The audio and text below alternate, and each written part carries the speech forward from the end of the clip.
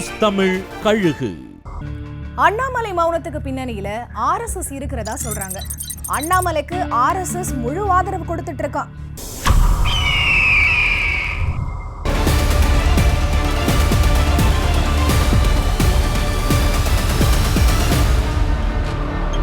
அண்ணாமலை பாஜக விவகாரங்களிலிருந்து முழுசாவே ஒதுங்கி இருக்காரு. பேரளவுக்கு பிரஸ் மீட் நிகழ்ச்சிகள்னு வெளியில தலை காட்டுறாரு.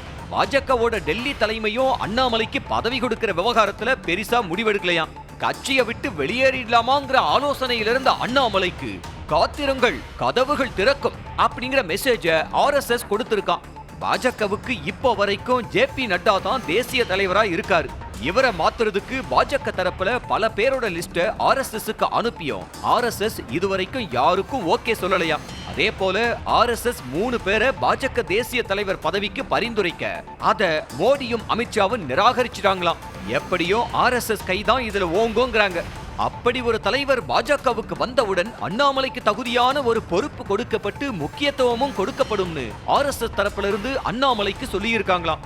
இத கிட்டத்தட்ட கடந்த வாரம் அண்ணாமலையோட வீட்டுக்கு போன பாஜகவோட தேசிய அமைப்பு பொதுச் செயலாளர் PL சந்தோஷம் உறுதிப்படுத்தி இருக்காராம். தன்னோட அரசியல் குருவே இப்படி ஒரு வாக்கு கொடுத்த பிறகு உற்சாகம் அடைஞ்சிருக்காராம் அண்ணாமலை.